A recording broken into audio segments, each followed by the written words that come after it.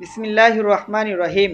One আনাসিন ক্বালা ক্বালা রাসূলুল্লাহি সাল্লাল্লাহু আলাইহি ওয়াসাল্লাম সালাসুন মিন আসলিল ঈমানি। হযরত আনাস রাদিয়াল্লাহু আনহু থেকে বর্ণিত, রাসূলুল্লাহ সাল্লাল্লাহু আলাইহি ওয়াসাল্লাম বলেছেন, তিনটি বিষয় এমন আছে যে তিনটি বিষয় ঈমানের মূল, ঈমানের মূল গোড়া। এক নম্বর, আল কাফফু আম্মান ক্বালা লা ইলাহা ইল্লাল্লাহ। যে ব্যক্তি কালেমায়ে শাহাদাত লা ইলাহা ইল্লাল্লাহ বলবে, তার থেকে তোমরা বিরত থাকো। তাকে কোনো প্রকার জুলুম বা তাকে কতল হত্যা করা যাবে না।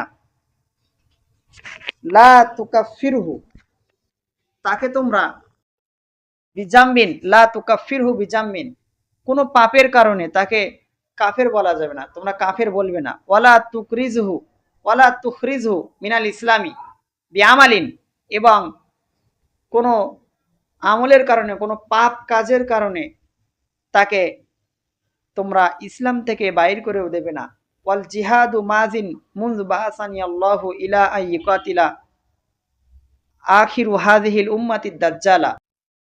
এবং দ্বিতীয় নম্বর, আল্লাহ রসুল ইমানের মূল বিষয় বলেছেন জিহাদ। আল্লাহ রসুল বলছেন জিহাদ আরম্ভ হয়েছে ওই দিন থেকে যেদিনকে আল্লাহ তাআলা আমাকে নবী হিসেবে প্রেরণ করেছেন, এবং আমার উম্মতের শেষ লোকেরা এই জেহাদ করবে দাজ্জালের সাথে, অর্থাৎ জেহাদ সেই কিয়ামত পর্যন্ত চালু থাকবে। লা ইবতিলুহু জুরু জাইরিন, এই জেহাদকে কোনো অত্যাচারী শাসকের অত্যাচার বাতিল করতে পারবে না। ওয়ালা আদলু আদিলিন, এবং কোনো ন্যায়পরায়ণ শাসকের ন্যায়পরায়ণতা এই জেহাদকে বাতিল করতে পারবে না। ওয়াল ইমানু বিল আকদারি, এবং আল্লাহ রসুল তৃতীয় নম্বর ইমানের মূল গোড়া বা মূল বিষয় বললেন ভাগ্যের প্রতি ইমান আনা, ভাগ্যের ভালো মন্দের প্রতি বিশ্বাস করা। এটা হলো ইমানের মূল আসল। রাওয়াহু আবু দাউদ। ওয়ান আবি হুরাইরাতা ক্বালা ক্বালা রাসূলুল্লাহি সাল্লাল্লাহু আলাইহি ওয়াসাল্লাম। হযরত আবু হুরায়রা রাদিয়াল্লাহু আনহু থেকে বর্ণিত, তিনি বলেন, রাসূলুল্লাহ সাল্লাল্লাহু আলাইহি ওয়াসাল্লাম বলেছেন, ইজা জানাল আবদু খরাজা মিনহুল ঈমানু, যখন কোনো বান্দা জেনা করে, জেনায় লিপ্ত হয়, খরাজা মিনহুল ঈমানু, তখন তার থেকে ঈমান বাইর হয়ে যায়। ফাকানা ফাওকা রাসিহি, ঈমান বাইর হয়ে তার মাথার উপরে কাজুল্লাতি, মেঘের ছায়ার ন্যায় দাঁড়িয়ে থাকে, মেঘের ছায়ার ন্যায় তার মাথার উপরে ঈমান থাকে। ফাইদা খরাজা মিন জালিকাল আমালি, যখন সেই ব্যক্তিটি ওই জেনা থেকে বাইর হয়ে যায়, জেনার কাছ থেকে ফারেগ হয়ে যায়, রজা ইলাইহিল ঈমানু, সেই ব্যক্তির মধ্যে আবার ফের ঈমান ফিরে আসে। রাওয়াহু তিরমিজি ও আবু দাউদ। আল ফাসলুস সালিস আন মুয়াজিন ক্বালা আওসানি রাসূলুল্লাহি সাল্লাল্লাহু আলাইহি ওয়াসাল্লাম বিআশারি কালিমাতিন। হযরত মুয়াজ ইবনে জাবাল রাদিয়াল্লাহু আনহু থেকে বর্ণিত, তিনি বলছেন, আল্লাহ রাসূল আমাকে 10টি বিষয় উপদেশ দিলেন, নসিহাত করলেন। ক্বালা, 1 নম্বর, আল্লাহ রাসূল বললেন, লা তুশরিক বিল্লাহি শাইয়ান, তুমি আল্লাহর সাথে কোনো জিনিসের শিরক করবে না। ওয়াইন কুতিলতা ওয়া হুররিকতা, যদিও তোমাকে পুড়িয়ে মেরে দেওয়া হয়, যদিও তোমাকে হত্যা করে দেওয়া হয়। ওয়ালা তাউক্কান্না ওয়ালিদাইকা, এবং দ্বিতীয় নম্বর, তুমি তোমার পিতামাতার অবাধ্য হবে না। ওয়াইন আমারাকা আন তাখরুজা মিন আহলিকা ওয়া মালিকা, যদিও তারা তোমাকে আদেশ দেয় তোমার পরিবার, তোমার সম্পদ হতে চলে যেতে। ওয়ালা তাতরুকান্না সালাতান মাকতুবাতান মুতাআম্মিদান, এবং ইচ্ছাকৃত কোনো ফরজ নামাজ তুমি ছেড়ে দেবে না। ফাইন্না মান তারাকা সালাতান মাকতুবাতান মুতাআম্মিদান ফাকাদ বারিয়াত মিনহু জিম্মাতুল্লাহ, কারণ যে ব্যক্তি ইচ্ছাকৃত ফরজ নামাজ ছেড়ে দেবে, আল্লাহ তাআলার জিম্মা, আল্লাহ তাআলার দায়িত্ব তার থেকে মুক্ত হয়ে যাবে, অর্থাৎ সে আল্লাহ তাআলার দায়িত্বে আর থাকবে না, জিম্মায় থাকবে না। চতুর্থ নম্বর, হযরত মুয়াজ ইবনে জাবালকে আল্লাহ রাসূল বললেন, ওয়ালা তাশরাবান্না খামরান, মদ পান করবে না।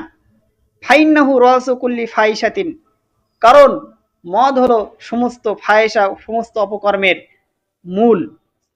ওয়া ইয়াকা ওয়াল মাসিয়াতা, এবং 5 নম্বর হলো তুমি পাপ কাজ থেকে বিরত থাকো, পাপ কাজ করো না। ফাইন্না বিল মাসিয়াতি হাল্লা সাখতুল্লাহি, কারণ পাপ কাজ আল্লাহ তাআলার ক্রোধকে জাগিয়ে দেয়, আল্লাহ তাআলার ক্রোধকে উদ্রেক করে দেয়, হালাল করে দেয়। 6 নম্বর ওয়াইয়াকা ওয়াল মিনাজ জাহাফি, আর ওয়াইয়াকা ওয়াল ফিরারা মিনাজ জাহাফি। 6 নম্বর আল্লাহ রাসূল বললেন যুদ্ধের ময়দান হতে পলায়ন করা। ওয়াইন হালাকান নাসু, যদিও সমস্ত মানুষ ধ্বংস হয়ে যায়, অর্থাৎ যুদ্ধের ময়দান হতে তুমি কখনোই পলায়ন করে আসবে না, পেছন ফিরে চলে আসবে না, যদিও সমস্ত মানুষ যুদ্ধের ময়দানে মারা যায়। 7 নম্বর বললেন ওয়াইদা আসাবান নাসা মাউতুন ওয়া আনতা ফীহিম ফাসবুত, যখন মানুষদের মধ্যে কোনো মহামারী দেখা দেবে এবং তুমিও তাদের মধ্যে থাকবে, তাহলে ফাসবুত, তাহলে তুমি সেখানে অবস্থান করবে। যখন তুমি এমন লোকজনের মাঝখানে থাকবে যে লোকজনের মধ্যে মৃত্যু ছড়িয়ে পড়েছে এবং তুমি সেখানে অবস্থান করছো, তাহলে ফাসবুত, তুমি সেখানেই থাকবে, সেখান থেকে বাইরে চলে আসবে না। ওয়ানফিক আলা আয়ালিকা মিন তাউলিকা, এবং 8 নম্বর হলো তুমি তোমার পরিবারের জন্য ব্যয় করো তোমার সামর্থ্য অনুযায়ী। 9 নম্বর আল্লাহ রাসূল হযরত মুআয ইবনে জাবালকে বললেন ওয়ালা তারফা আনহুম আসাকা আদাবান, তুমি তোমার পরিবারের উপর থেকে কখনোই ছড়ি লাঠিকে ওঠাবে না তাদের শিষ্টাচার, তাদের আদব শিক্ষা দেওয়ার ক্ষেত্রে।